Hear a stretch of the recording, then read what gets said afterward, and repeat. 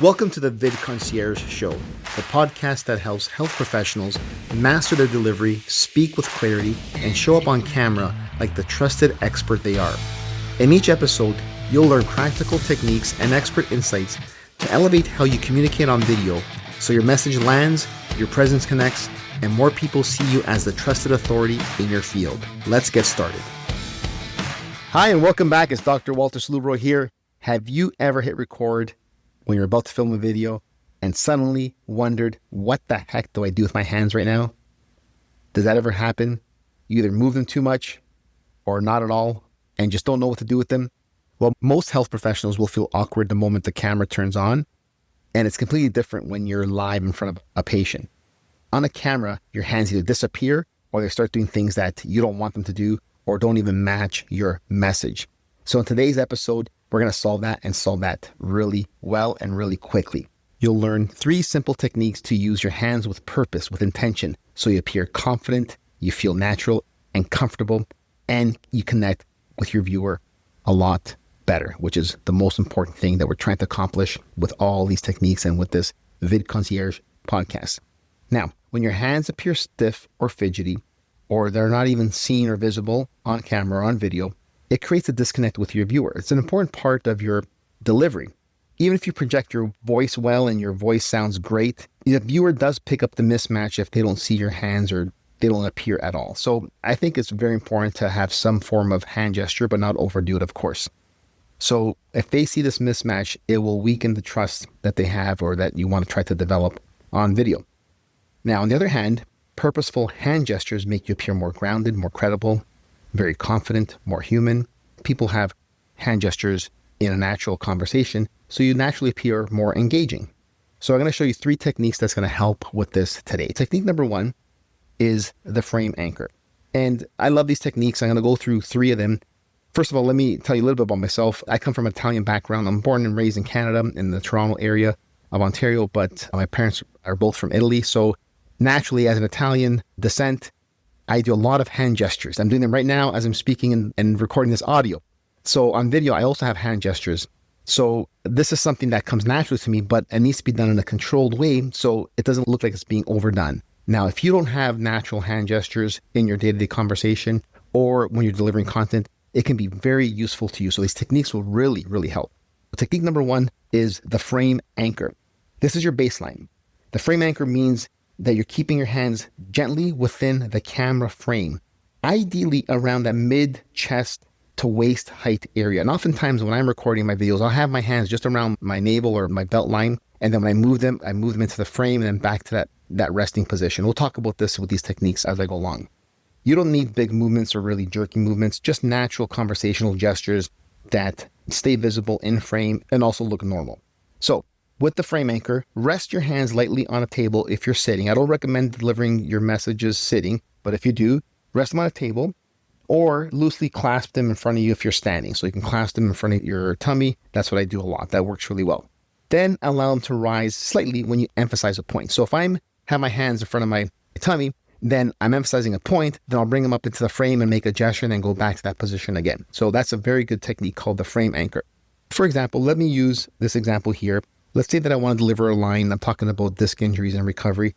The line is, there are 3 phases to disc recovery. As I deliver my message, so my hands are at my navel or my belly button, and they're just clasped lightly. And then I'm going to say, there are 3 phases to disc recovery. And as I say the word 3, I bring my hand up, gesture the number 3 with my fingers to emphasize that in my frame. People see that on video, and then I go back to resting my hands again in the lightly clasped position. So that's how you use the frame anchor technique. Now, the technique number 2 is going to build upon that. It's called emphasize with energy zones. You can divide your gesture space into 3 zones. Try to picture this, your body. So you're standing up. There's the upper chest and face area. This is your high energy and emotional emphasis zone. There's the mid-torso area. This is your calm conversational tone. Most of the time, you're going to be in that zone. Then there's the below the frame, below the mid-torso, below the belt line. This is typically the off-limits area unless you have to demonstrate something below. Let's say that I'm talking about sciatica leg pain, then my hand will go towards my thigh, knee, and leg and bend in that direction. That's below the frame because that fits the message in the video of what I'm talking about. As I said earlier, the key is to use hand gestures in that mid-torso zone. when you're explaining something. And of course, if you have to express enthusiasm, urgency, or something needs to be emphasized, then you bring them slightly higher into that upper chest and face area. Well, let's see if I can give you an example here. When you're explaining something like that's reassuring, like this is a very treatable condition, you can use a calm mid-zone gesture with open palms. And then when you're saying something like a bold statement, like you don't have to live with this pain any longer, then you can lift your hands slightly and let them open upwards for emphasis. You're going a little higher than the mid-torso. So when you're using these gesture zones, these energy zones, it'll help your energy match your message. It's very, very important. Another thing to keep in mind with this is the distance of the camera to you. And I've recommended this, and I've talked to many of my VidConcierge clients about this. Some get it, some don't. And it's one of the reasons why I'm doing this podcast, is because we can do a lot of things behind the scenes for our clients. We can edit the video, script the video, and make it high retention, high watch time, high click thumbnails, optimize. We can strategize the content over many months. But the one thing I cannot do is I cannot stand in front of a camera and create the video for my clients. They have to be the person on their channel, on their YouTube channels, what we're building out. So I give these tips and strategies, and I want people to deliver content as great as possible on camera. And I give these tips. And one of the main things that I tell my clients is to keep the camera distant away from you. You want the camera to be about 6-7 feet or away from you, so you're capturing the belt line up. And we can edit, zoom in, zoom out, and do our jump cuts and emphasize close cuts if we have to, so we can zoom in. You don't have to worry about that. But you need the camera to be distant so you can capture these hand gestures. Because if the camera's close to you and all you see is basically chest up, let's say it's like mid-chest to head up, and you have hand gestures in that mid-zone area, which are very important to the delivery of your content, then it's going to be missed, and there's that disconnect that's being created through your delivery.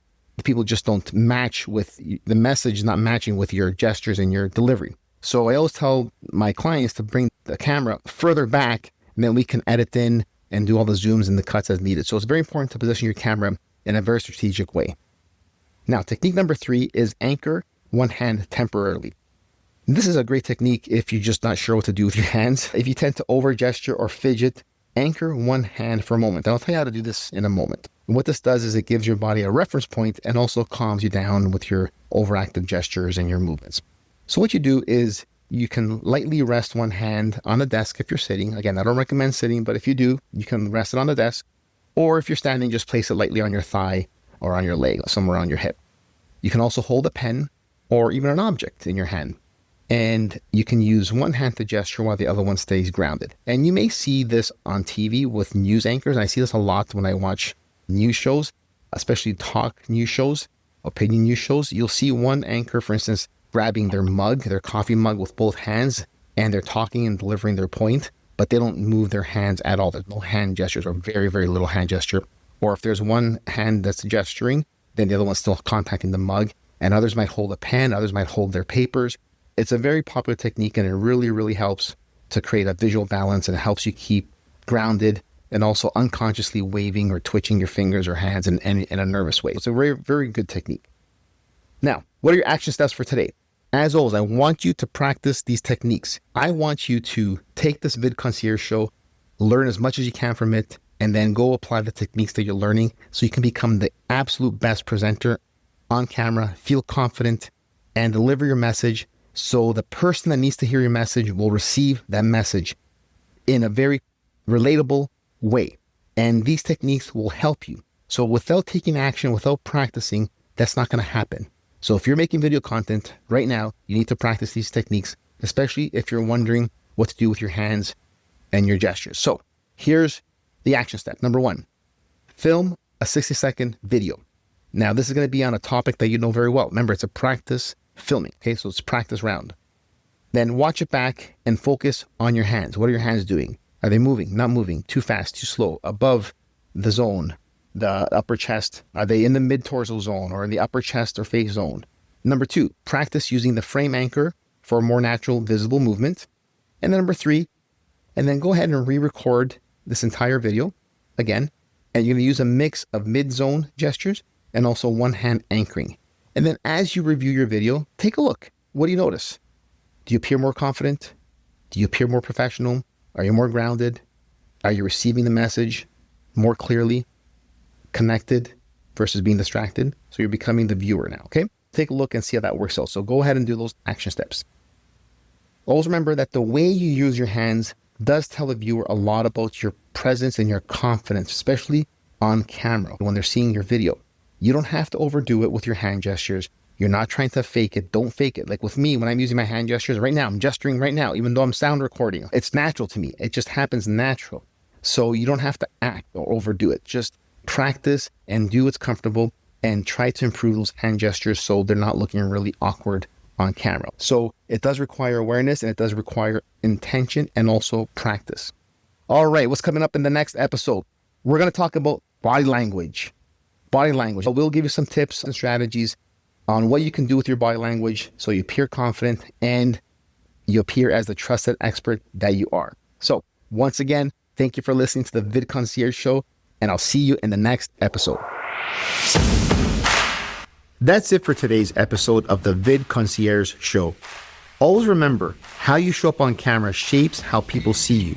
So keep practicing, keep showing up, and keep leaning into the role as the trusted expert. If you got value from this episode, take a moment to rate it, review it, and subscribe. It really helps the show grow. And if you want a free audit of your YouTube channel, that's by me, head over to www.valtoriamedia.com/audit. Your personalized channel audit will show you what's working on your channel, what's missing, and what to fix next, so you get more visibility and authority with your videos. Thanks for listening. I'll see you next time on the VidConcierge Show.